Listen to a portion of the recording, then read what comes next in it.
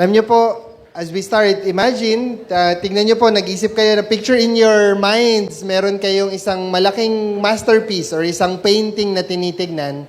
At madalas, minsan, pag tinignan natin yung painting, you would like to look at it closely. Yung canvas or yung itsura po, and you'd see some color, some detail, pero hindi mo nakikita in a bigger picture. That's how marami po sa ating mga Kristiyano, we approach the Bible. Tama po ba? Yung iba, hihintayin kung anong ipopost ni Pastor Alex sa Facebook. And yun yung Word of the Day devotion mo, or hihintayin mo yung isisend na devo ng isang ka-D-group mo at yun na yung word na gusto mong basahin. Without really even looking at the bigger picture, yung buong konteksto in the chapter ahead, and the chapter before, and the chapter after. Kaya po, sometimes other people will just look one verse at a time, one story at a time, without really seeing paano ba to nag-fit into the bigger story ng buong Biblia. And the Bible survey po, itong pag-aaralan natin, invites all of us to step back. Can you say with me, step back? And really po, ang gagawin natin is to see the entire picture or the image po ng buong Bible, the sweeping story of God's love and His plan for redemption from the book of Genesis to Revelations. Alam niyo po, sa totoo lang, sikreto lang po natin ito. Blessed po kasi kayo, yung Bible survey, 10 sessions lang. Sa amin po, isang buong semester po ito sa IJSL. And so, we will congest it in a smaller, but I pray, kayo po, ang challenge ko sa inyo to be intentional. For example, pinag-aaralan natin yung Genesis. Make it a challenge kung kaya nyo pong basahin that whole week. Yung mga books na pag-aaralan natin, that's my challenge sa inyo para lubos nyo pong maunawaan yung kabuuan. And over the next sessions, we're going to see that the Bible is not a random collection of books na pinagsama-sama at pinagtagpi-tagpi lang at binuo yung isang buong libro. Hindi po ganun ang Biblia. But a unified story. Can you say with me po, unified story? That's why the Bible is so amazing because it connects from Genesis to Revelation. Hindi po nagbabago ang storya. Nag-iiba man yung story, pero it's really connected, it's united, unified with one author, one message, and one hero, and that is the Lord Jesus Christ. And so as we start, it says in 2 Timothy 3:16 to 17, all Scripture is inspired by God and profitable for teaching, for reproof, for correction, for training in righteousness, so that the man of God may be adequate, equipped for every good work. So in 5 minutes, I'd like you to do a quick sharing in your table. 5 minutes lang po, wag masyado mahaba. What strike you in this passage? Ito pong 2 Timothy 3:16 to 17. And what is the implication of it in your Christian life?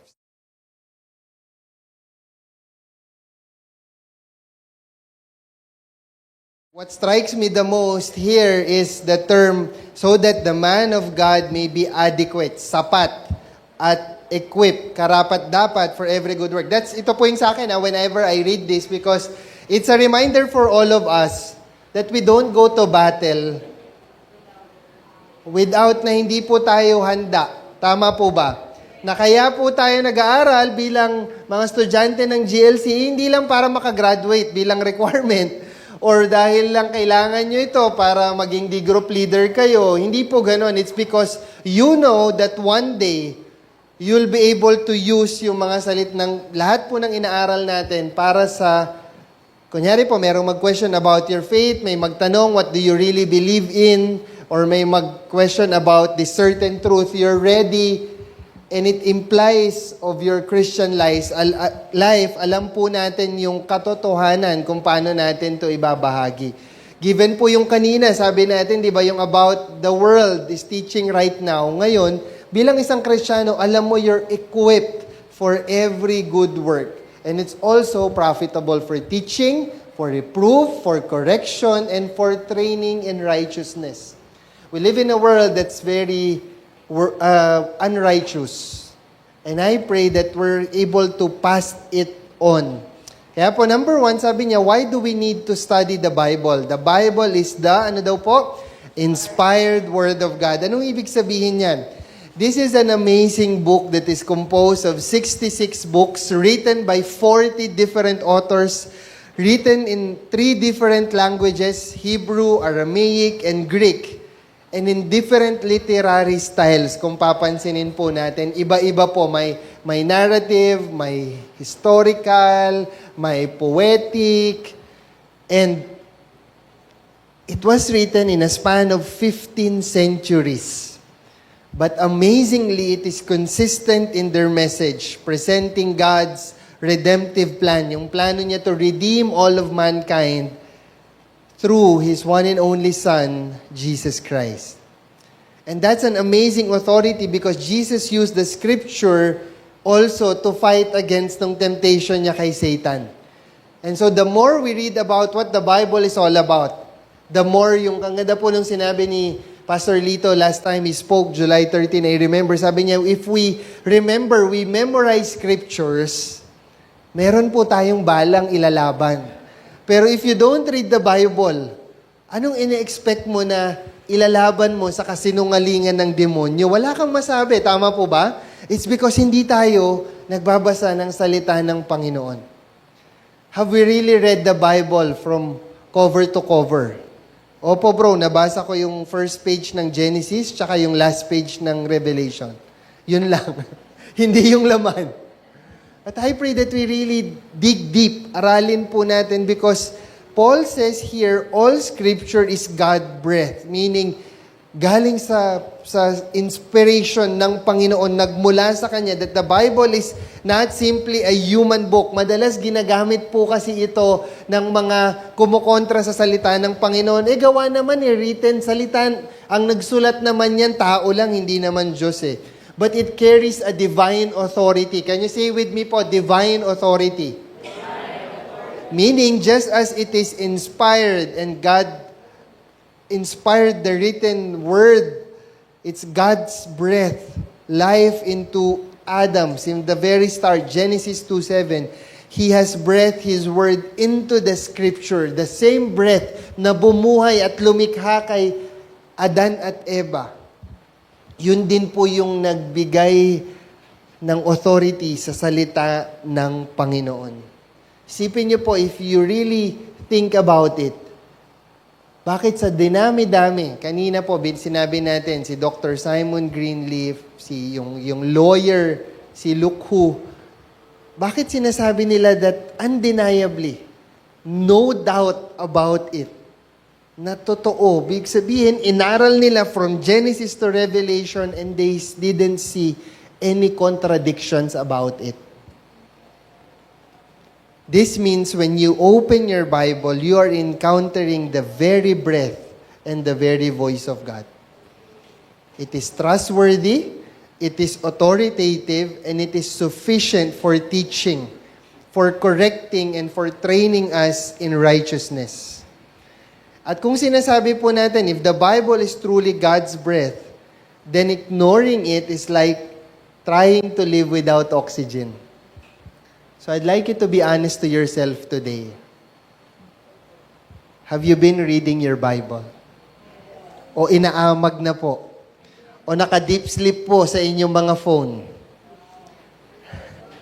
Alam niyo po, recently, we were challenged by our pastors when we were doing a meeting. Sabi niya, walang gagamit ng Bible sa phone. I'd like us to go back to the old method, yung libro, yung mismong physical Bible. Because there you can highlight, babalikan mo, yung Bible ko po, napagsabihan niya pa ako, sabi niya, ba't di mo dinadala yung Bible mo? Wala po, binigay ko sa tatay ko. And I had to, that's yung birthday gift sa sarili ko, yung to buy a new physical Bible. And buti binigyan ako ni Rina because it's a reminder for me na I need to go back and really read on it. Madali po kasi ngayon kumuha ka sa internet, what's my verse for the day? Tama po ba? And really, kaya I'd like to remind us to read chapter by chapter. Balikan po natin. Some of you would like to start kung ayaw nyo ng Genesis at madalas nilalagtawan nyo yung Numbers tsaka yung Leviticus. I'd like you to go back to John. Balikan po natin yung salita ng Panginoon sa John. Next po, sabi natin, abiding in the Word of God is a sign of true discipleship. It says in John 8:31 and 32, Jesus therefore was saying to those Jews who had believed in Him, if you abide in my word, then you are truly disciples of mine. And you shall know the truth, and the truth shall set you free. When you say abide, ano pong ibig sabihin ng abide? Ano po sa tingin nyo? When it says abide? Ano po? Masunurin. Ano pa po? Manatili. To stay connected. To be rooted. Yun po yung sinasabi niya when he says abide. Kaya po babalikan ko kayo, the same question that I keep asking, ngayon naman, not only reading, but are you truly rooted in the Word of God? We would rather read commentaries. We would read yung mga posts online. But we won't go back sa salita ng Panginoon and really ask ourselves, Lord, what do you want to teach me today? The context here po nung tinuturo dito was that many of the disciples ni Jesus withdrew and did not follow Him anymore. Jesus then expressed one of the marks of a true disciple of Christ is truly abiding in the Word of God. Kasi yun po yung isa sa mga naiiwan sa atin ng Panginoon. The Word of God that has been ageless, timeless. And to abide in the Word of God is similar to that of Colossians 3:16 that says, let the Word of Christ richly dwell within you. Meaning po, when we abide, we're dwelling in the Word of God. With what? With all wisdom, teaching and admonishing one another with psalms, hymns, and spiritual songs, singing with thankfulness in your hearts to God. So Jesus said, if you abide in my word, you are truly my disciples. To abide means to dwell, to remain, to make it your home. So this is my challenge for all of us. Kasi po kung tayo, sino po ba mga D-group leader na dito? Lahat po ba? Lahat D-group leader na? Or magiging D-group leader? Requirement to graduate. Di mo ba? Kasi ano pong ituturo natin sa mga disciples natin? If Jesus says na para malaman ang tunay na disipulo ko, sinasabi ni Jesus, is someone who abides in my word. Ang tanong ko po sa inyo, is the Word of God your home? Tahanan po ninyo. Kasi what do we teach? Ano pong tinuturo natin sa mga pinagkatiwala sa atin ng Panginoon? Kasi kung hindi din tayo malalim at hindi natin lubos na nauunawaan yung salita ng Panginoon, we are producing disciples who doesn't enjoy the Word of God, who don't richly dwell in the Word of God. I'm not here to judge, but to challenge all of us. Now is the time to remind ourselves, if I really have a relationship with Christ, I want to get to know Him through His Word. Because true disciples are not occasional leaders. True disciples are not casual hearers.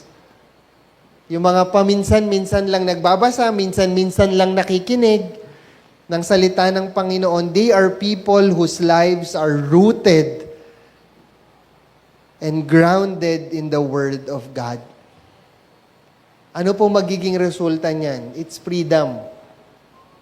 Freedom not to live as we please, but freedom from sin, lies, and bondage. The same freedom that Jesus has. Kaya hindi siya basta-basta matempt ng demonyo during that time.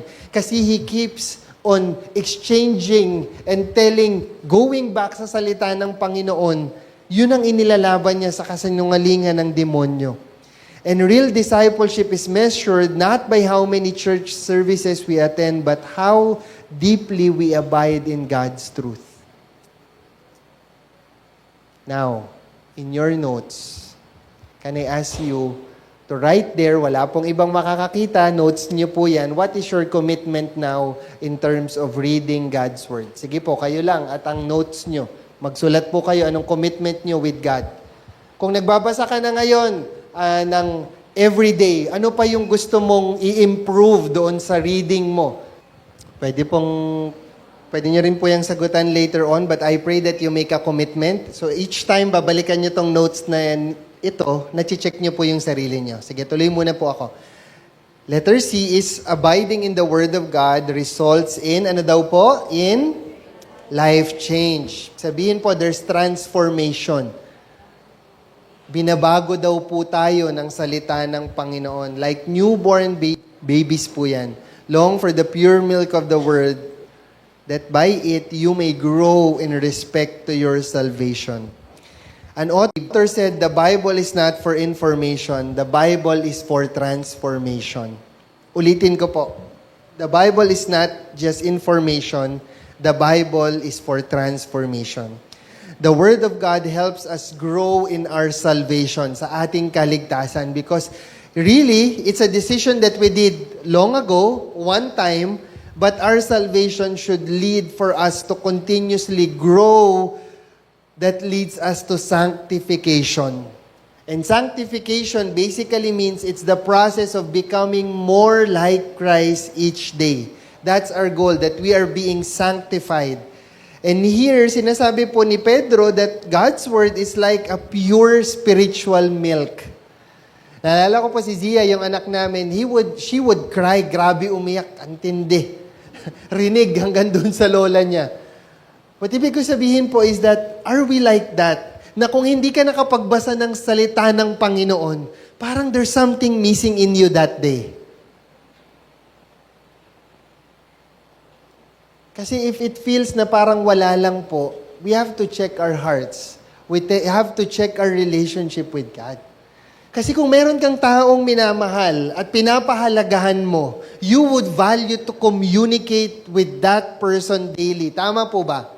You would like to know him or her even more. And we get to know Christ even more and God even more through His Word.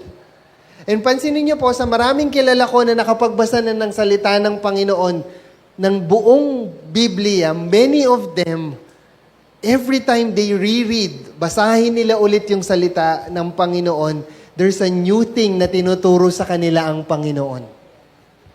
And I pray that you maximize that. Kasi alam niyo po yung mga kaklase ko sa IGSL, ni Biblia hindi po nila maiuwi. But all of us, we have an access sa salita ng Panginoon.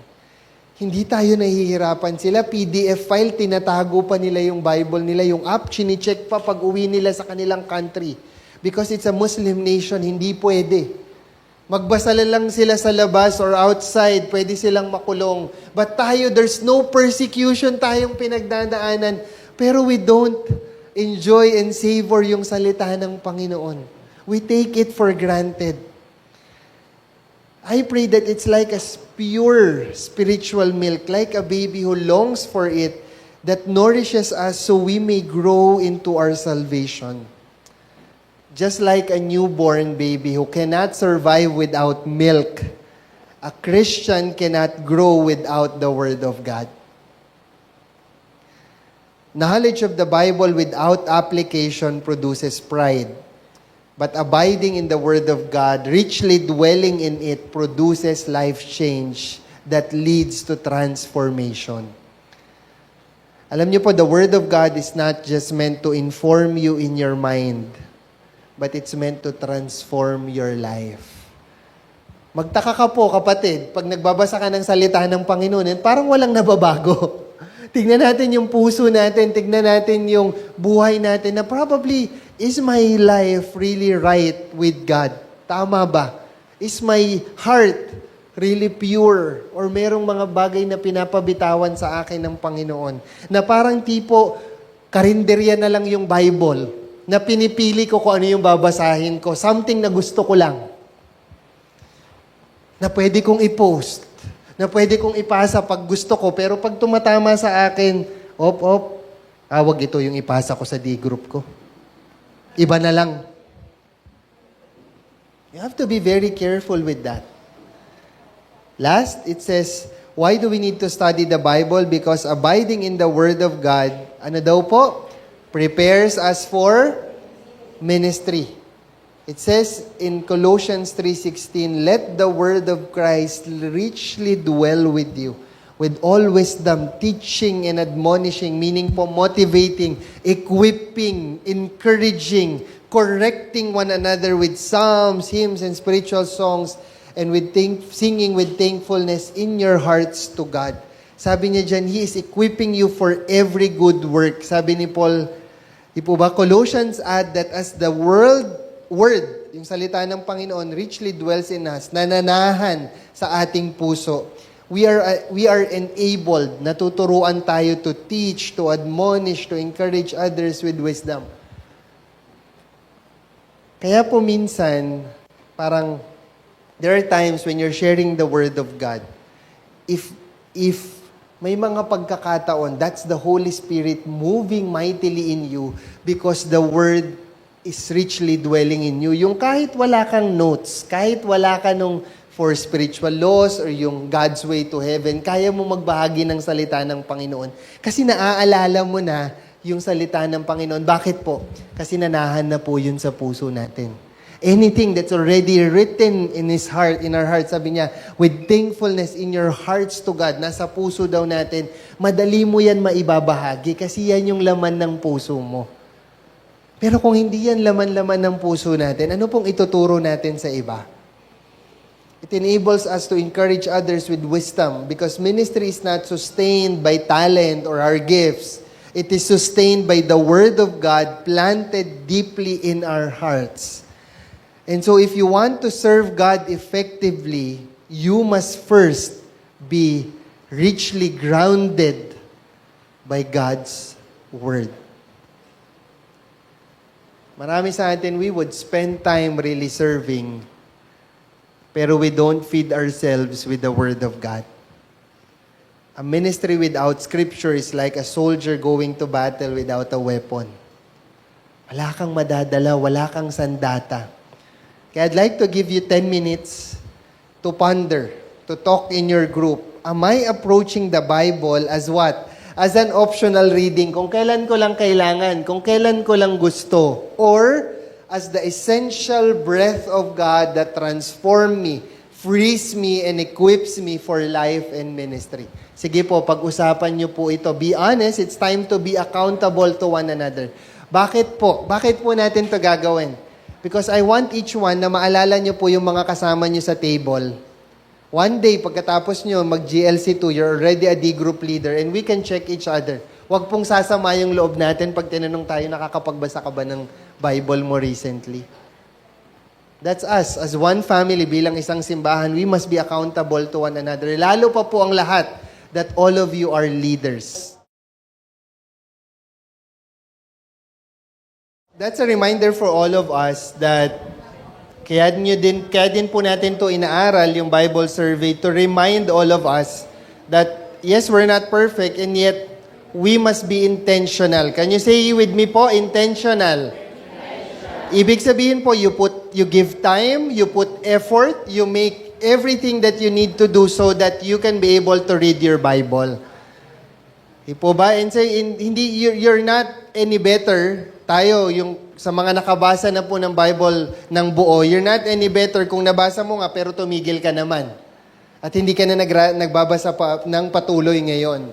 Di po ba? So we have to be careful and check on one another. Salamat po sa honesty nyo, sa transparency, but I pray that we will be accountable to one another. Sige po, tuloy tayo. Why the need for the Bible survey? Bakit po natin to ginagawa? Number one, it gives an overview of God's redemptive plan for mankind. Simula po from start to finish, you will see that God's heart is directed for the salvation of mankind, to save His creation. And the plan of saving mankind is not only seen po sa New Testament, but even right after Adam and Eve fell into sin, God had given them means for their sins to be covered, to be atoned. And from Genesis to Revelation, the Bible tells one story, that God redeeming a broken world through Jesus Christ as the Savior. And a Bible survey lets us step back and see the bigger picture. Bakit ba natin to kailangang aralin?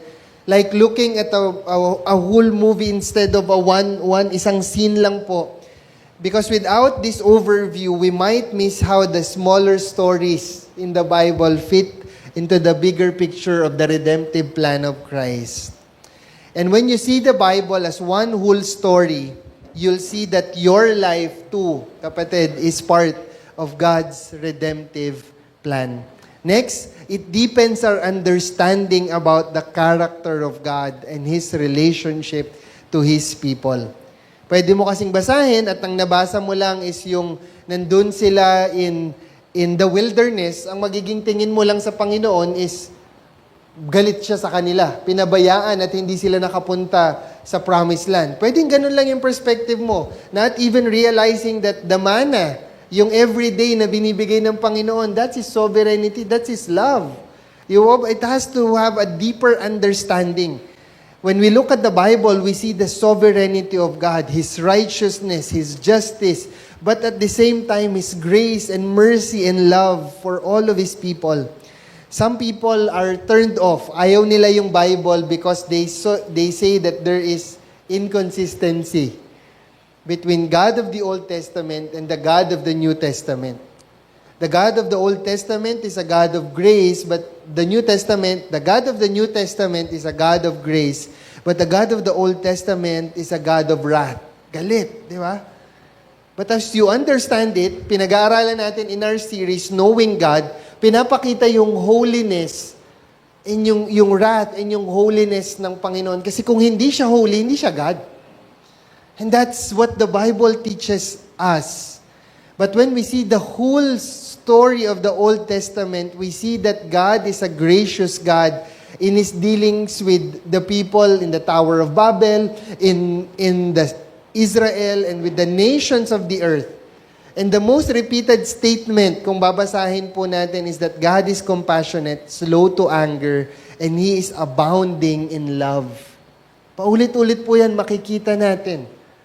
He gives time. And even dun sa time ni Noah, hindi muna sinarado yung pintuan for 7 days.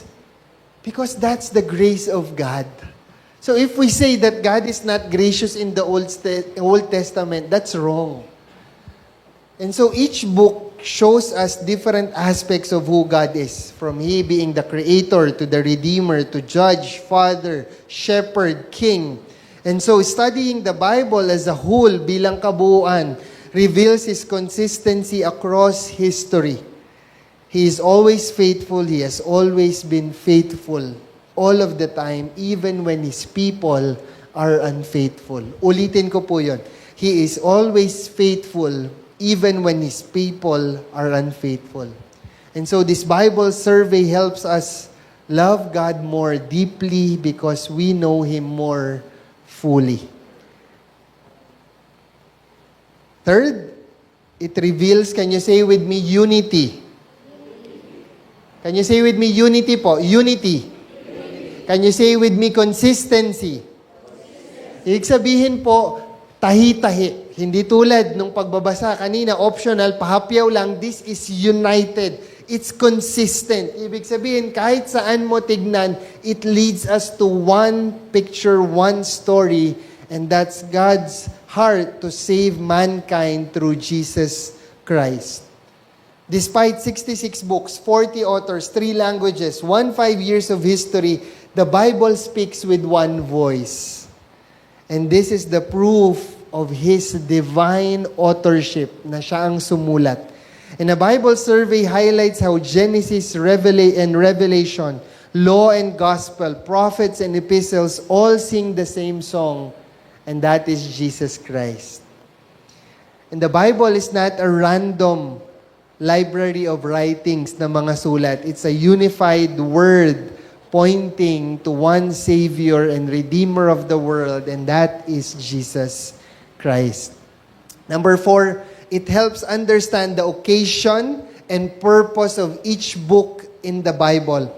The books of the Bible were written not just for enjoyment, para lang maligayahan yung mga bumabasa, or for the recognition of the authors, para lang ma-highlight si Paul, si Peter, si John, But they were written to address the needs of the people of God during their time. Kaya po sabi, it helps understand the occasion, why it's being written during that time. Why does God needed to talk about the judges and the purpose of each book in the Bible. Majority, if not all of the books of the Bible, in the Bible, were pastoral in nature, meaning that they were written to address specific needs of the people. Kaya nga po madalas maririnig nyo sa mga kapwa natin nagbabasa ng Bible is parang nangungusap yung salita ng Diyos sa akin. Meaning, every book has a background. Sino po ang sumulat nito?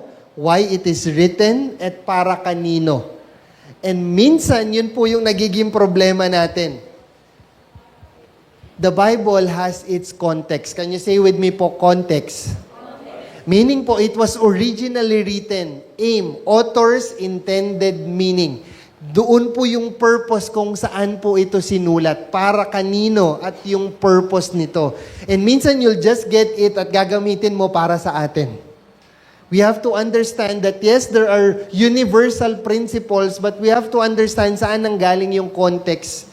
Ano yung purpose nung libro na yon. Number 5, it helps us in interpreting passages in context.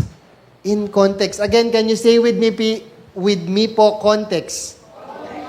Meaning, to grasp the God's word fully, we must respect its context. God's truth is timeless, but it was first spoken in time, in occasion, in purpose, in their specific context. And knowing the context will help us interpret the passage of the scriptures. Yung iba, which is napakagaling ni Pastor Alex dito, ang galing niya magkwento. Kung pansinin niyo po yung style ni Pastor Alex and the way he preaches is very narrative. Ang galing niya magkwento ng stories. He's just dissecting. Diba? Yung way ni Pastor June is in images na dinadala kanya dun sa story through the images, the truth. But they're still in the same context.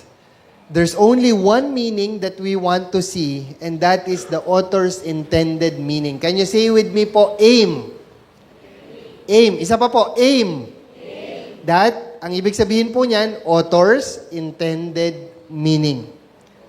Kaya po maraming nagkakamali dun sa pag-interpret ng Bible, it's because, hindi para sa akin to. But you have to go back and understand author's intended meaning. Knowing the author has a purpose, we know that the author's intention was to be understood and not to hide the meaning. Kasi po maraming nagsasabi, in our world today, ayoko na magbasa ng Biblia para namang puzzle na kailangan kong isolve at hanapin. It was written so that you can easily understand its purpose. Pero maraming beses, kaya hindi mo na uunawaan yung purpose kasi isang verse lang yung binasa mo, or dalawa, or tatlo. You have to go back to its original, yung chapter before it, and then intindihin mo din yung chapter or chapters before it and chapters after. And the Bible survey na pinag-aaralan po natin equips us to read verses not in isolation but in the proper setting. For instance, yung Jeremiah 29:11 is often quoted for personal success. But ang real context po nito is God's promise to the exiled, yung mga itinapon na mga Israelita, a hope fulfilled ultimately in Christ. That's the original context po nung Jeremiah 29:11. And so a verse without a context can be misused. So, ulitin ko po yun. Write that in your notes. A verse without context can be misused. Pwedeng gamitin in different terms. Bali-baliin, bali-baliktarin. And our Bible survey study gives us the guardrails or yung mga pagbabantay to read responsibly. Last, it gives insight on how to properly apply the Bible in today's context. Pag inaaral po natin yung Bible, there's the original context and there is a biblical principles. And so kung mapapansin nyo po yung mga preachers natin, they would use the biblical principles and use practical principles. Meaning po, since the Bible is timeless, yung application din po niya is relevant up to today. Okay po ba? Tama po yan? Nagkakaintindihan tayo? Knowing all this, you can be confident that the Bible can address your needs today.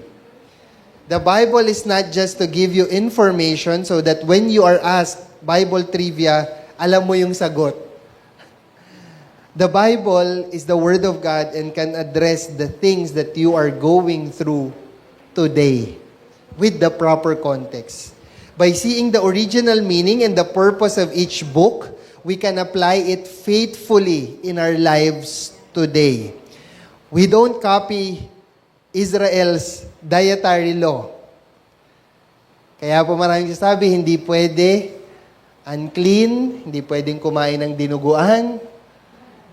That's our stand kung hindi ka kumakain yan. Yung iba naman po, I know some that ang belief nila is vegetables lang sila. That's your conviction between you and God. But if we apply it today, it really depends kung paano yung conviction mo sa inyo ng Panginoon. But we do learn God's holiness. We don't rebuild the temple tulad nila Ezra, nila Nehemiah, but we see Christ as the true temple. And so proper application requires proper understanding. Ulitin ko po, proper application requires proper understanding. A Bible survey helps us to live out Scripture faithfully in today's world. So what are the books in the Bible as we go through it? Patapos na po tayo sa part 1. There are 39 books in the Old Testament, 27 books in the New Testament, 66 books in the Bible. The Old Testament talks about the anticipation of Christ. Ibig sabihin, kung mapapansin niyo po, lahat ng prophecies na sinasabi ni Isaiah ng mga prophets, lahat ng mga sinabi, it leads because they're anticipating the Messiah.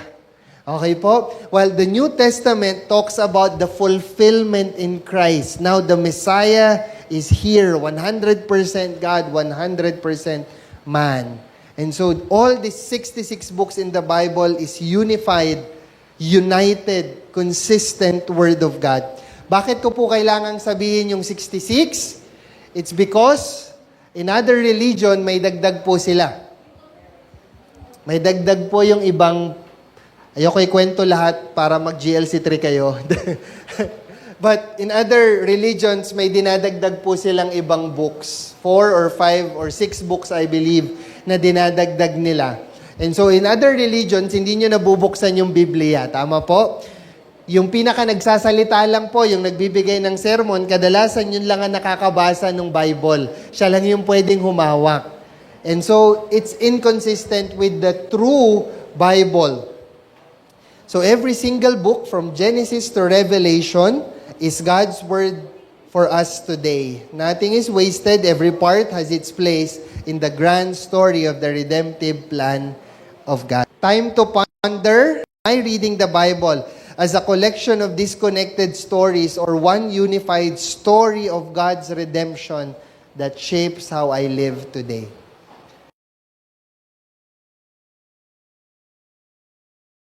Knowing this truth, it shapes how we live our lives today. Di po kasi pwedeng alam lang natin yung katotohanan and yet wala pong nababago sa atin. And I pray that as we study the Bible, as we do the Bible survey from Genesis to Revelation, something changes in your heart. And you really appreciate the Bible even more. And it gives you that passion and that burning desire to really read more. Kasi pwede pong may mga sinasabi ako at hindi nyo pa completely as we go book by book. May mga iba na mabilis nating dadaanan, yung mga iba mas bababad tayo, but I pray that you really, in your heart, ay babasahin ko even more kasi mas gusto ko pa yung mga ibang details. Mas gusto ko pang mas malaman at maunawaan ng lubusan. And so I pray that you appreciate our Bible survey. Sige po, punta tayo sa part 2, the Bible as one story. The Bible po has 2 levels of the story in the Bible. Yung tinatawag pong the lower level which contains, sabi nyo nga, yung mga individual stories recorded by different writers in different settings using different types of literature. Ano ba ito? pag sinabi po nating lower level, it's many different stories in the scripture. Nasa notes nyo po ba yan? Yan. So, these are written by different human authors in different times, using different genres, probably narrative. Meaning pag sinabing narrative, pakwento po yung kanilang ginagawa, or poetry, or prophecy, or through letters. Examples po niyan is yung call kay Abraham sa Genesis 12, si David defeating Goliath sa 1 Samuel 17, si Esther saving his people sa Esther 4-7, and Paul writing to the Philippians, yung story po, yung libro ng buong letter ng Philippians. And each story is historically real and meaningful in its own right, meaning they reflect human decisions, cultural context, joys, failures, and up and down of God's people. And pag-iisipin po natin, think of the lower level like the individual threads po. Each thread has its own color and direction. Yun yung lower level. While the top level is the one unified stories na bumubuod ang kabuuan ng lower level of stories. It's one unified story that God Himself is writing through all these individual accounts. Meaning, from Genesis to Revelation, the storyline po natin is creation, fall, redemption, and restoration. Meaning God is the true author, weaving tinatahi all those human stories into one great plan of salvation through Christ.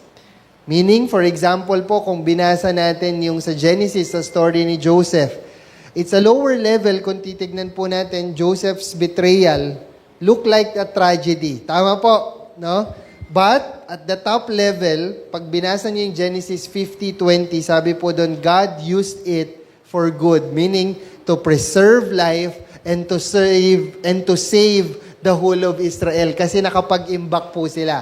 Tama? Yung pangalawa is yung Israel's exile. Yung naka-exile sila in the wilderness, the exile nila during that time sa Babylon, meaning it's a lower level. It's a national disaster kung isipin po natin. But at the top level, it prepared the way for the coming Messiah. Inihanda sila during that time. And anong kahalagahan po nito sa atin, itong two levels of the story in the Bible? When we read the Bible, we should not stop at the lower level. Ulitin ko po. When we read the Bible, we should not stop at the lower level. Just history or sometimes moral lessons. We must connect it to the top level. Where does this story fit in God's redemptive plan as a whole? Example po, yung David and Goliath story is not just story about facing your giants. At the top level, it points to Christ, the true King who defeats the ultimate enemy, which is sin and death, on our behalf. That's the top level of that story ng facing your giants.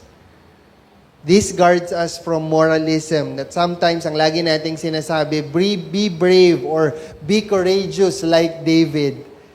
But rather, it helps us see Christ as the center of the Scripture.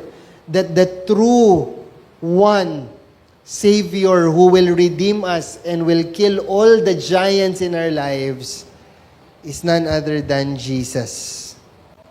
The lower level shows us the human side or yung mga kwento ng biblical story, while the top level reveals the divine authority side of the bigger story of the redemption plan.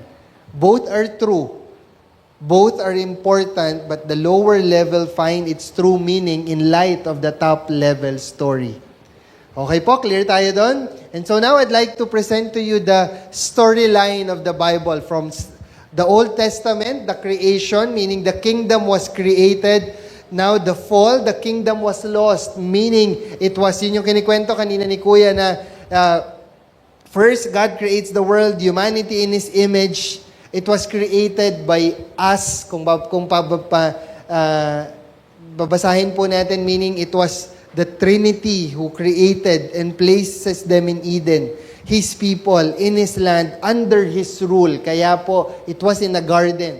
Until the fall, the kingdom fall of the kingdom was lost, Adam and Eve rebelled against God. Now sin enters, there was disobedience, and now death begins. Because before, wala naman. Ang goal niya was completely, totally, eternity. If they obey. Yan lang yung nag-iisa, wag na wag niyong gagalawin yan. And humanity was separated from God's presence. That's why there was shame. Nakita nila and then hubot-hubad sila simula nun, parang bigla silang nahiya. And the redemption was initiated how? Through the law and the prophets. God calls Abraham right now. He wants to rescue Israel, gives them the law, sends prophets, and next it all points forward to the coming Messiah.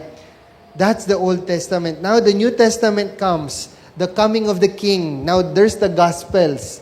Diba? Matthew, Mark, Luke, and John. Jesus arrives as the Emmanuel, redeems through His death and resurrection, and now announces God's kingdom.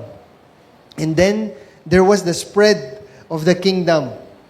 That the new believers starts of the new church, the Holy Spirit empowers the church to carry the gospel to all of the nations, and God's presence now dwells in His people. No need of a tabernacle wherein kailangan nilang lumapit because the veil was already torn. And now the Holy Spirit dwells in His people.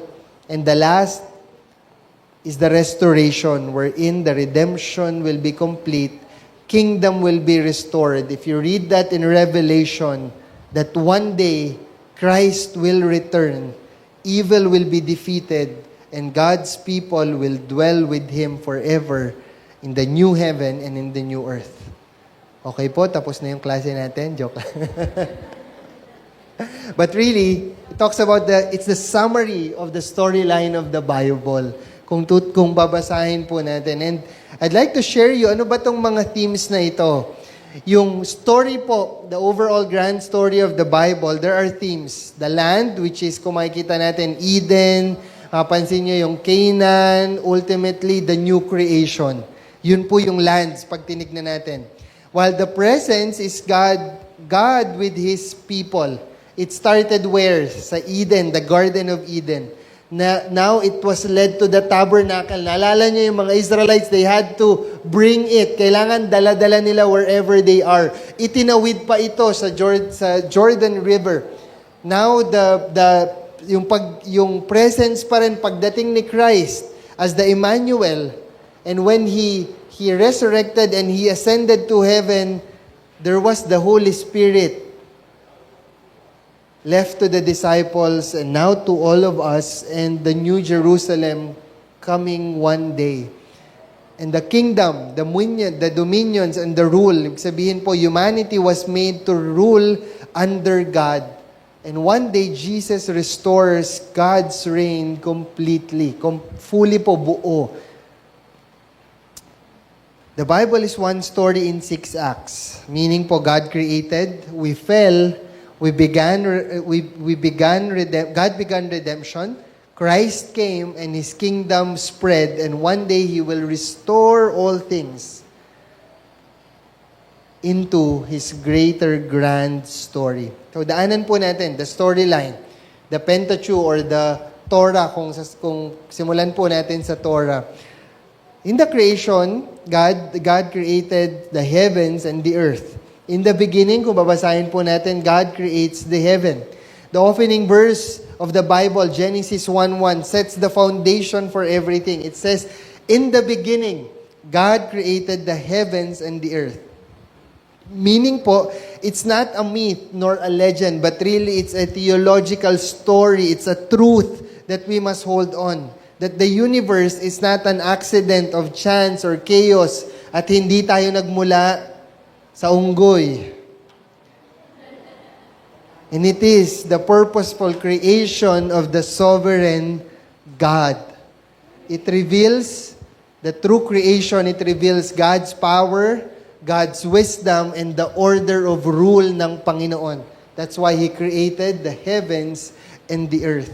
And every part of that creation was declared. Ano pong dineclare ng Panginoon? It was good. showing that God's design was never flawed or walang pagkakamali, but what God created was perfect in His sight. Next, he says, God creates mankind, Adam and Eve, to what? To rule over His creation, which is His kingdom. In Genesis 1:26-28, it introduces the Imago Dei, meaning we are created in God's image to represent His rule on earth, meaning we represent Him into His image. And Adam and Eve were not created to live aimless lives. They were crowned with dignity and entrusted with the dominion. Sipin mo yun, si Adam yung nagpangalan sa simula ng lahat. Alam niya yung scientific name. Diba? They were to multiply, to fill the earth, and to extend God's kingdom. And humanity's calling from the beginning was kingship under the true king, to rule over the whole earth. And knowing this, your worth is not in your accomplishments, but in being God's image bearer. Can you tell your seatmate, you are God's image bearer? Sa kabila naman, sabihin mo po, you were made to reflect His glory. That's the importance of His creation. Number 3, God places them in the garden, which is land. Kung mapapansin nyo po, ini-emphasize yung mga themes. Kanina, kingdom, land, and anong sabi? He dwells among them, meaning yung presence ni God in them. So makikita nyo po yung theme ng mga story. Eden was more than a garden. It was the very first temple. God walked with Adam and Eve, dwelling with His people in His land, under His blessing. Isipin mo, namumuhay ka kasama ng presensya ng Panginoon. Napaka-blessed ni Adam and Eve. And it was a picture of God's kingdom. His people in His place, enjoying His presence under His mighty rule. And the deepest longing of humanity is to live with God. Tama po ba? One day. And Eden shows us what we were made for. We were made to live a life for God. So far, okay pa po kayo? Tuloy ako. Next, the fall. The kingdom was lost. Meaning, mankind rebels against God. Tignan mo nga po yung katabi mo, mukha bang rebelde? Nakaka-connect ka po ba dito that mankind rebels against God?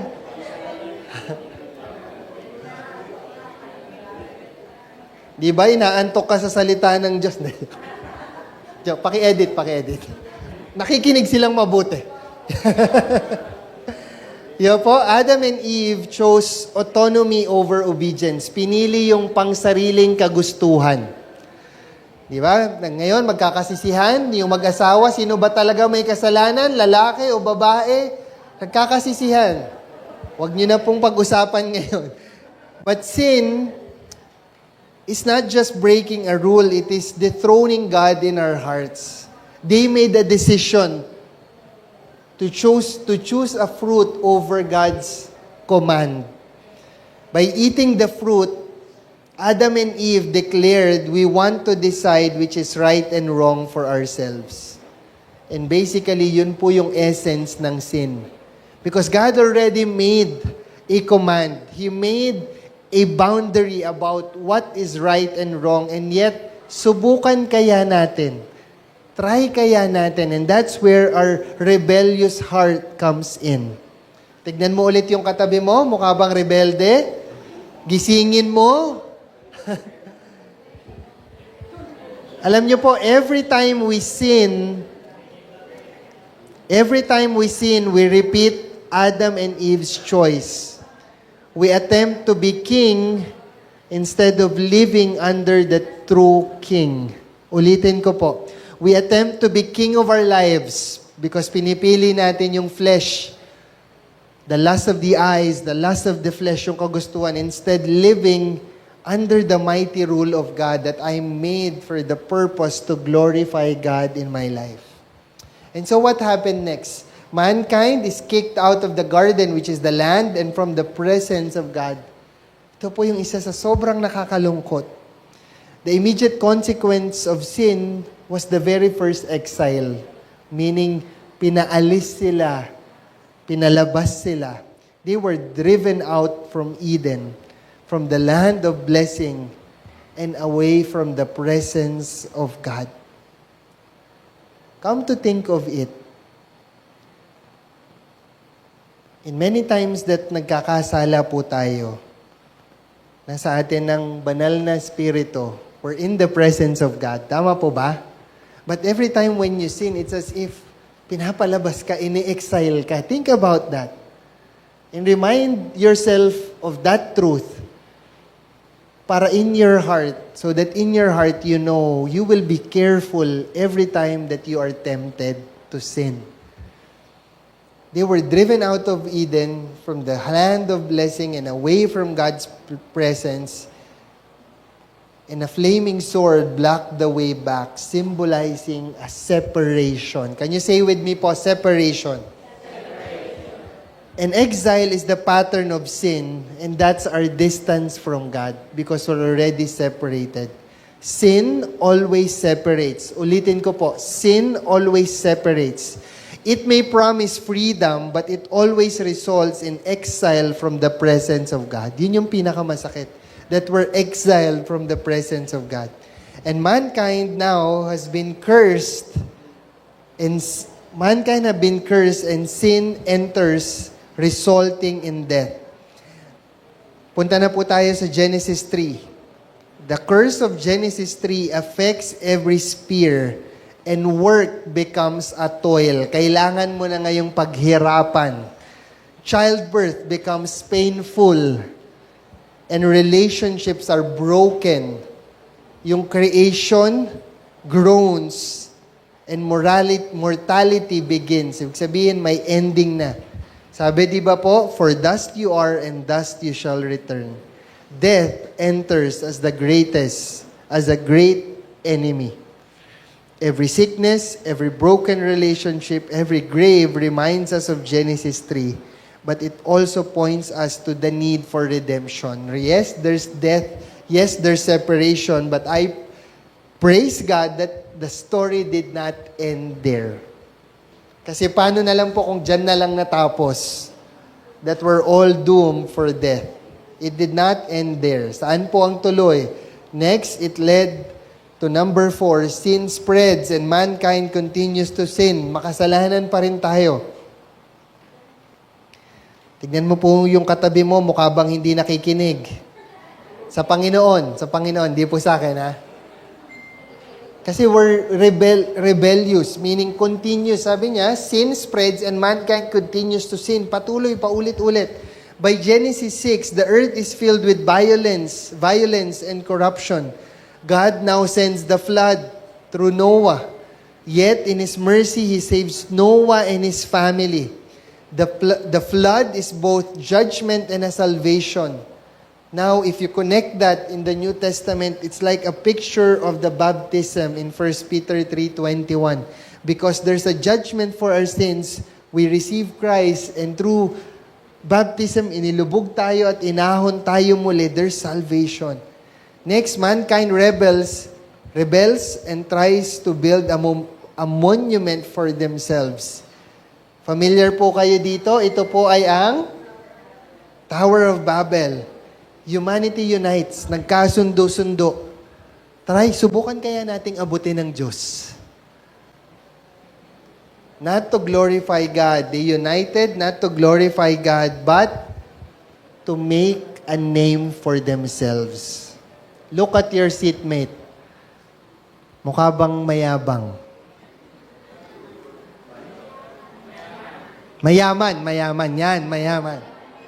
Kasi their goal, when they united, they wanted to make a name for themselves. Meaning there was so much pride. And that is the heart of idolatry. Building kingdoms apart from God. May kingdom na ang Panginoon eh. Bakit kailangan mo pa bumuo ng sarili mong kingdom? And the tower is a symbol of human pride and self-sufficiency. God judges Babel by scattering the nations, confusing their language. And division is the result ng rebellion po, no? So, this scattering, yung pagkakahiwalay-hiwalay po nila, now also sets, hinahanda po nito yung stage for God's plan. Na ano po? That one day through Abraham's seed, all nations would be blessed and united in Christ. Meaning, if you look at Acts 2, it's the day of Pentecost, it was fulfilled. Na bigla po silang, through the anointing of the Holy Spirit, parang nagkakaintindihan sila. Naiintindihan nila yung mga sinasabi ng iba. So what sin scatters, kung ano man yung ginawa na pagkaka-division or pagka-disperse na ginagawa ng kasalanan, now Christ gathers and reunites. And that's the gospel. The gospel now reverses what Babel, the Tower of Babel had done, uniting nations under the very name of who Jesus is. So now redemption has been initiated. What happens now? From Genesis 12, God calls Abraham and promises his descendants and a land flowing with milk and honey. So Genesis 12 is the hinge point or yung magsisimula ng mag-start yung kabuuan. God's solution to the world's brokenness is the covenant with Abraham. Now He promises an offspring. Diba? For the longest time din, iniisip, ang dami ring, mahaba rin yung nangyari sa life ni Abraham because he was promised an offspring. Ano yun? A great nation. A land, a place of blessing, and this covenant becomes the backbone of the entire Old Testament. And here we see God always takes the initiative in salvation. Abraham was an idolater in Ur, but yet God called him by His grace. Now, God promises to bless Abraham so that he will be a blessing to the nations, meaning there will be a kingdom. So what happens now? The covenant done here is not inward focused, but God blesses Abraham not just for himself, but so that all of the nations of the earth will be blessed. How? That lineage, yung heritage na yan, this points forward to the ultimate offspring, which is Jesus Christ Himself. God blesses you so that you can bless others. And next is God increases the descendants of Abraham, but they find themselves in the wrong land and have been enslaved by the Egyptians. So now, yung land ulit yung concern through Egypt. Israel multiplies in Egypt. Napakarami, kaya natakot si Pharaoh, di ba? Million kung tutuusin. But ends up in slavery. Now, the land promise seems in jeopardy. Paanong land? Slave kami. Kung iisipin ng mga Israelites, I thought that there was a land promised to us. Yet, God is faithful to His covenant. Even when circumstances contradict yung promises ng Panginoon, yung story po nila ng slavery was a story of God's perfect timing. His own, yung timing niya. Kung paano niya pinakita yung sovereignty, yung power niya dun sa plagues, di ba po, kay Pharaoh. And His word will never fail. What happens next? God delivers, or meaning they were redeemed. The Israelites, the Abraham descendants from Egypt, delivering them from slavery. Now, yung kingdom, nabubuo na. And bringing them back to the land. What happens? Through the Passover lamb, the blood on the doorpost, yung kinento ni Pastor Alex last Sunday, and the Red Sea crossing, God redeems His people. And redemption is through substitutionary sacrifice and mighty power. And so now, just as the Israel was saved by the blood of the Lamb, we are redeemed by the blood of Christ, which is the true Passover Lamb in the blood of Jesus. What happens next? Israel builds a temple and God now dwells among them. Now, ito na yung maganda, yung they have now the presence of God once more with them. God's presence moves with His people in the tabernacle. Kaya kahit saan sila pumunta, dala-dala nila yon. He's not a distant God, but a dwelling God. And only His presence was mediated by whom? By the priesthood and a sacrifice. Yun yung binabanggit ni Kuya kanina. God's heart is always to dwell with His people. And now Christ is the true tabernacle, and now we are His temple. Now God leads them to the promised land. So, bilis na, no? Fast forward lang. Despite rebellion and wandering in the wilderness, God remains faithful and brings Israel to the land flowing with milk and honey. Now, this is the foretaste of God's kingdom's blessing. The promised land is not just geography, kung isipin po natin. It points to the greater rest and inheritance that we have if we apply it to us now, the inheritance we have in Christ. So in 5 minutes, I'd like you to ponder, pag-usapan nyo now, from that quickly, nandun pa lang po tayo sa yung mga dinaanan natin, yung creation, to fall, to redemption, initiated. What did you learn so far, and what do you appreciate more about the grand story of the Bible?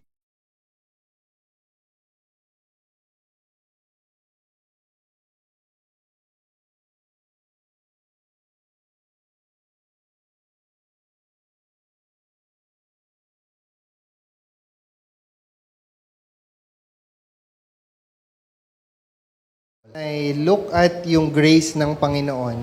Can you say with me po, licentiousness? Kasi sometimes when we fully understand that yes, patatawarin tayo ng Panginoon, may grasya. Diba, when we talk about Noah in yung baptism, ilang beses ka pang kailangang ilubog para lang hindi ka nababalik dun sa dati mong buhay.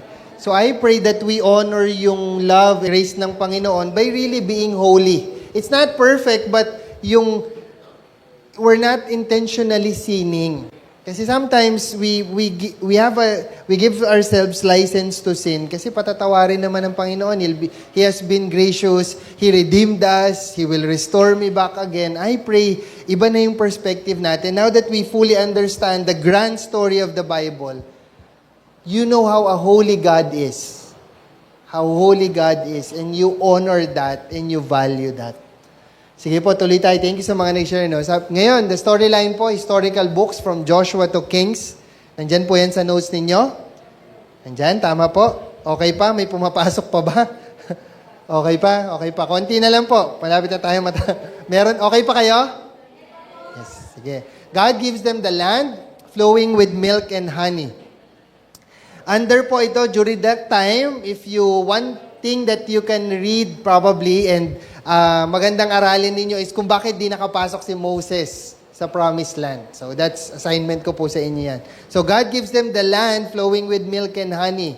So there was something that Moses did at he dishonored ang Panginoon, and so the leadership was passed on. Ang nakapasok po sa promised land was sila Joshua, through the leadership ni Joshua. Here, God fulfills His covenant to Abraham. Sabi niya, not one of all the Lord's good promises to Israel failed. Every one was fulfilled. In Joshua 21:45, the land was a visible sign of God's faithfulness because God keeps His promises. When He says something, He will accomplish it even if it takes generation. There was a cleansing. Parang nagkaroon ng cleansing during that time. Ilang generation yung hindi nakapasok sa promised land. Now, God gives them a king. Now, there's a kingdom because my king, there's a kingdom who builds him a temple and a presence. What happened?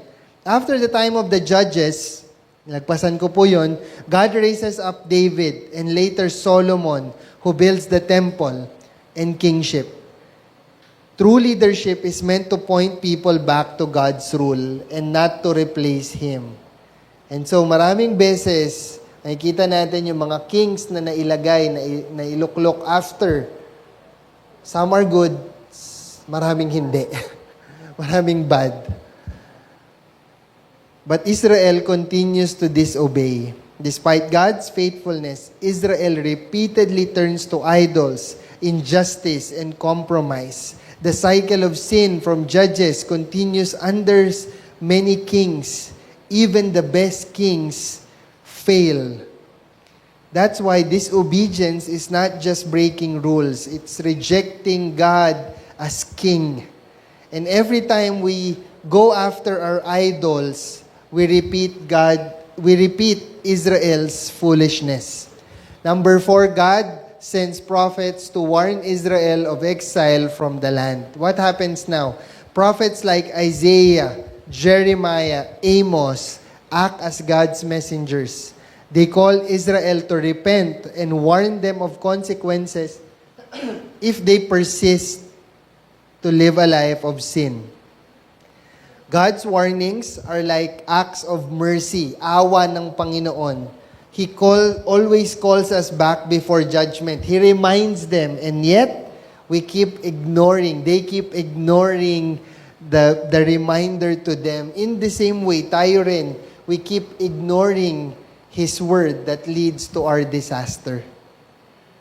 Hindi natin mabasa, hindi natin alam yung mga warning, yung mga paalala because we don't read our Bible anymore. Number 5, Israel sins and now they are exiled from the land. So now, just as Adam and Eve were exiled from the Garden of Eden, Israel is now exiled from Canaan because of disobedience. The Assyrians took the northern kingdom. Babylon took the southern kingdom. And so sin always leads us to exile. If we reject God's ways, we forfeit His blessings and even His presence. The temple is now destroyed. Yung presensya ng Panginoon, nawala na naman muli sa kanila. In 586 BC, Babylon destroys the temple. God's glory departs. Mababasa niyo po yan in Ezekiel 10. And sobra po itong nakakalungkot. It means that God's dwelling place is now gone. Sinira yung temple. Israel has lost the visible symbol of the presence of God. But the presence of God is not tied or hindi nakatali sa isang building. The presence of God is tied in our obedience. And a church without God's presence, a church that does not obey, a church that does not forgive and love one another is just another building. And I pray hindi po ganun tayo. The temple is destroyed, now Israel serves a foreign kingdom. Kaya po familiar sa inyo yung story ni Nehemiah. Eventually, in exile, Israel becomes subject to Babylon and then to Persia. Instead of ruling under God, they serve pagan kings. Their identity as a nation under God is shattered. Naging slave na naman po sila. Tandaan po natin that when God's people reject His rule, He allows them to feel the weight of foreign rule. It's a reminder that yung kingdom ng Panginoon, yun lamang po ang tumatagal at nananaig. Last, number 8, Israel awaits the return to the land. Prophets like Jeremiah, in Jeremiah 29:10, promises to the restoration after 70 years of exile. Hope arises that God will bring His people back, showing His covenant love truly endures. And alam niyo po ang matututunan natin dito, even in discipline, God's mercy gives us hope. Ulitin ko po, even in discipline, God's mercy gives us hope because He never abandons His people completely. He never abandons His people completely. What happened next? In the books of Ezra and Nehemiah, God brings Israel back to the promised land. Binalik po sila. Through a pagan nation, the Medo-Persia, God brought His people back to the land of Israel. Under Persian rule, exiles return to Jerusalem. God keeps His word and restores them physically to the land. Alam niyo po, what we can learn is that God promises may be delayed but never denied. He restores us after discipline. Now, what happened next? Israel rebuilds the temple but the glory of God does not return to the temple. Wala yung presence ni God. Though the second temple is built, It lacks the visible glory of Solomon's temple. Ezekiel's vision of glory returning is not yet fulfilled. This fuels longing for God's true presence.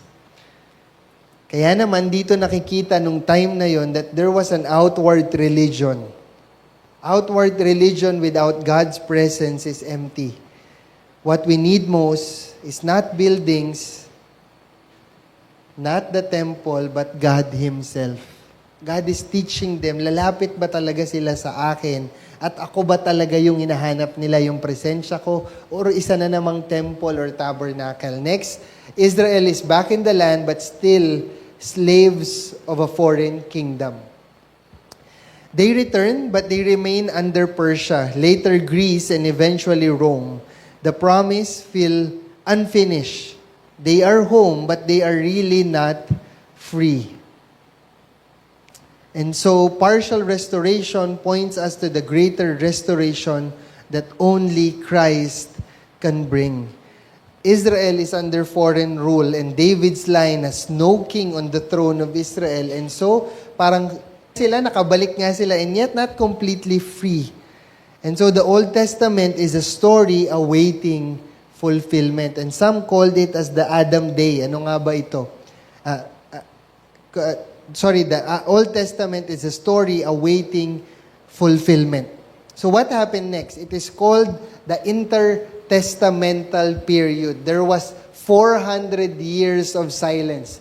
Israel were slaves to Persia, then Greece, then to Rome, with a short period of independence. What does that mean? For 400 years before the Lord will bring forth, magpapadala siya ng prophets.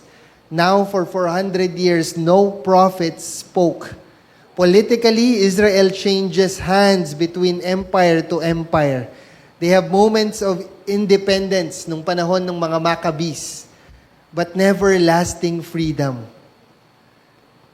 But during this time, God may be silent, but He is still sovereignly ruling. He was setting the stage for the fullness of time. Kung babasahin niyo po yung Galatians 6:4. Now, Israel waits for a deliverer, a Messiah. The longing for the son of David. They were waiting dun sa lineage ni David. Grow stronger and stronger. Kailan nga ba dadating?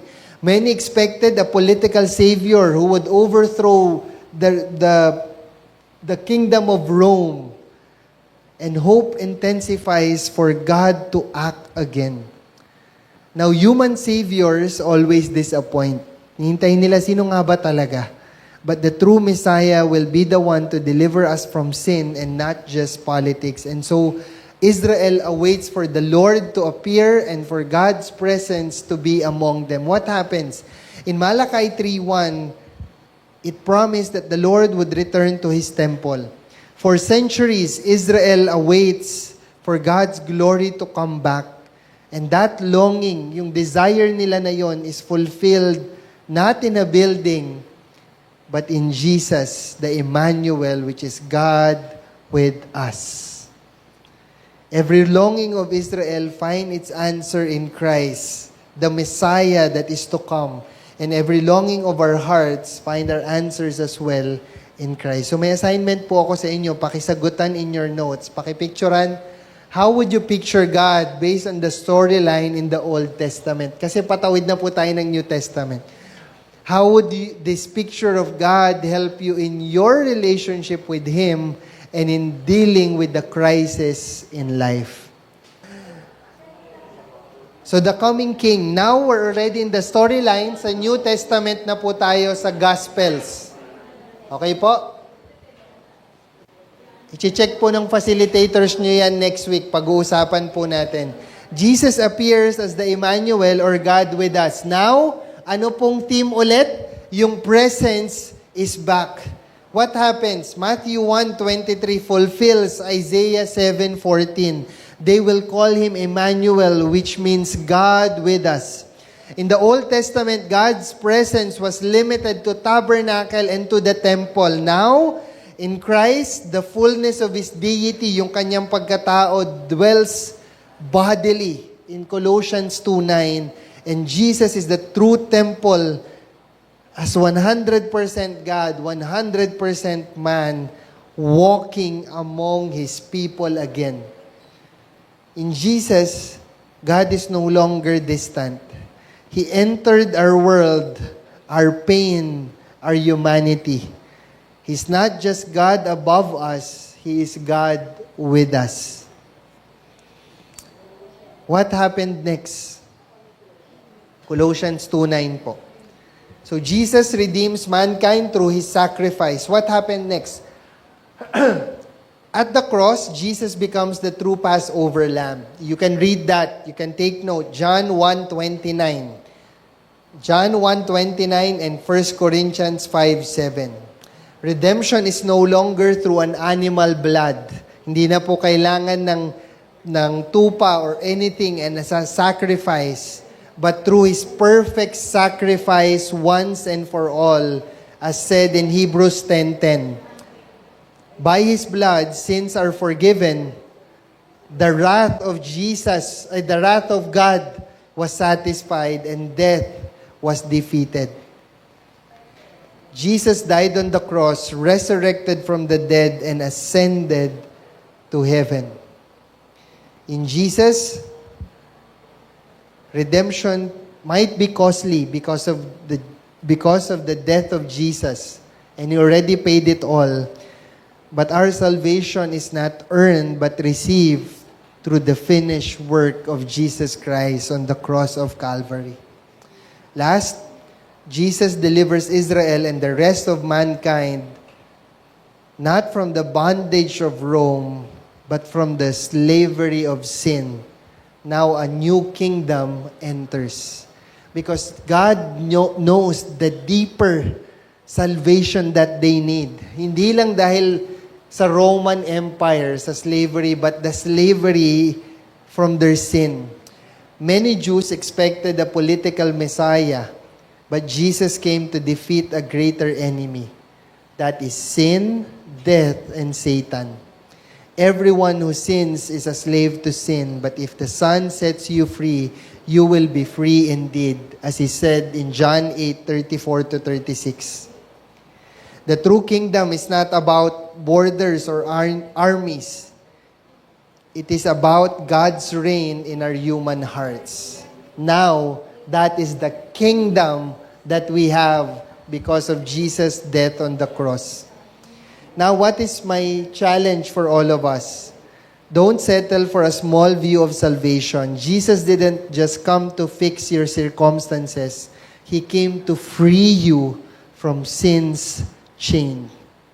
Now you are free indeed. Last, the coming King. Jesus establishes His kingdom and promises that He is going to prepare a place for His people, a land. And also Jesus commands His followers to go into the world to preach the good news of forgiveness and to make disciples of all people. In John 14:2-3, Jesus says, I go to prepare a place for you. And now this points forward, saan po? To a new creation where God's people will dwell with Him forever. And the kingdom is already, but not yet, present in Christ's reign, yet awaiting final consummation when heaven and earth are made new. That is after. Kung mapapansin niyo po, after the rapture, and that's the second coming of Jesus. Every longing for home, security, and belonging find its answer in Christ's promise of an eternal dwelling place forever. Tuloy po ako. Ito na lang. Last two. The Acts, yung book of Acts. In the New Testament, this is very crucial. Why? God indwells in the believers of Christ with the Holy Spirit to what? To empower them. In Acts 2, it records the Pentecost. The Spirit now fills all the believers, reversing Babel by uniting nations in praise. Ginawa po sa Babel, di ba? Pinaghiwa-hiwalay sila through different languages. Now, through the Holy Spirit, the Spirit is the guarantee of God's presence, guiding and empowering the church for the mission because now they're able to understand even different languages. The church and the individual believers are God's temple, enjoying the presence of God without the need for mediator. Now they have the presence of God, the helper, the counselor, and that's the Holy Spirit. In 1 Corinthians 3:16, it says, "You are God's temple, and God's Spirit dwells in you." Ulitin ko po, napakaganda nun. You are God's temple, and God's Spirit dwells in you. No longer is God's presence confined in buildings or in the sacrifices. Believers now carry His presence into the world through the Holy Spirit. Tandaan mo, kapatid, wherever you go, you are a living temple. That's why your life is a sacred space where heaven meets the earth. Third, God commands the church to expand His kingdom up to the remotest part of the earth. We are familiar with this. In Acts 1:8, is the outline. Acts 1:8 is the outline of Acts. From Jerusalem to Judea to Samaria to the ends of the earth. The kingdom is not about Israel alone but includes every nation. Now tayo yun. Kasama po tayo because before it was only the Israelites or the Jews. Now kasama po tayo bilang mga Hentil, mga Gentiles. And to the ends of the earth, lahat. The kingdom, the mission of the church is the heartbeat of God's plan. Now comes restoration. The kingdom restored and the redemption complete. Revelations na po tayo. Ganun lang kabilis. Pero ang dami. Siksik po, no? May assignment pa kayong isa. God triumphs over His enemies. Revelation reveals that evil does not win. Ulitin ko po. Revelation reveals that evil does not win. Satan, sin, and death are cast into the lake of fire, as said in Revelations 20:10. Chapter 20, verse 10. And Christ is victorious, and the justice now become complete. And the believers will reign with Jesus. In Revelation 22:5, it says they will reign forever and ever. Because believers are not just forgiven, they are restored to reign with Christ, fulfilling humanity's original mandate from the very first, Genesis 1. And now God ushers in the new heaven and the new earth. In Revelation 21, verse 1 to 4, it describes a renewed creation. No more death, no more mourning, no more crying, no more pain. And yung curse ng Genesis 3 because of the sin of Adam and Eve is now undone. Eden has been restored, but even better, an incorruptible new creation. Ibig sabihin, wala na. Wala na talaga. Wala nang no loss, no tear, no sorrow. The story ends with restoration. And that's what we look forward to. Lastly, nations from every tongue and tribe. Can we all read this together? Nababasa niyo po ba dyan sa inyo? Yung number 4. Sabay-sabay tayo. 1, 2, 3, go. Nations.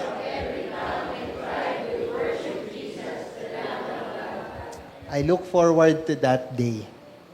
I look forward to that day that God's presence fills the new creation. That truly, that's the vision. Before, the Tower of Babel, iba-iba ng salita. But now, all will bow down, every tribe, language, people, and nation, worshiping the one true King in the name of Jesus. So what's my assignment para sa inyo? What is the implication to you that in the storyline you are in between the death, the resurrection, and the ascension of Jesus? Nasa gitna po tayo. Between the storyline, nasa gitna tayo unto the coming and the second coming of Jesus.